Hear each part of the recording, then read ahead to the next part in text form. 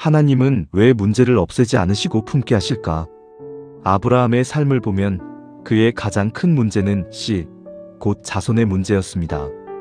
하나님은 아브라함에게 내가 너로 큰 민족을 이루게 하리라 약속하셨습니다. 하지만 현실은 전혀 달랐습니다.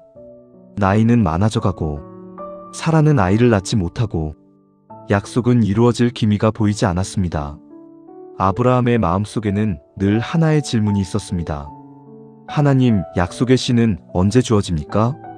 이것은 단순히 자녀가 없는 문제가 아니었습니다.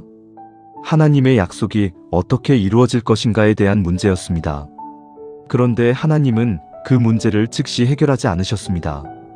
오히려 오랜 기다림을 허락하셨습니다. 왜 그랬을까요? 하나님은 아브라함에게 씨를 주시는 것보다 하나님을 신뢰하는 사람으로 빚어가시는 것을 더 중요하게 여기셨기 때문입니다. 성경을 보면 하나님의 사람들은 늘 어떤 문제를 품고 살아갑니다. 아브라함은 씨의 문제를 품었고, 모세는 이스라엘의 구원 문제를 품었으며, 한나는 아이를 낳지 못하는 문제를 품었고, 느헤미야는 무너진 성벽의 문제를 품었습니다. 그 문제들은 단순한 고통이 아니었습니다. 하나님의 뜻을 이루기 위한 통로였습니다. 우리는 문제를 만나면 빨리 없어지기를 원합니다. 하지만 하나님은 때로 문제를 제거하시기보다 그 문제를 통해 우리를 변화시키십니다.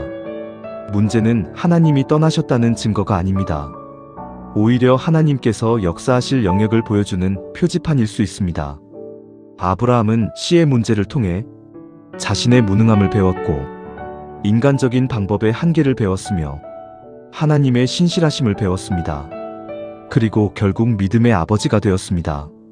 생각해보면 문제가 없는 사람이 믿음의 사람이 되는 것이 아니라 하나님이 주신 문제를 끝까지 품고 하나님을 붙드는 사람이 믿음의 사람이 됩니다.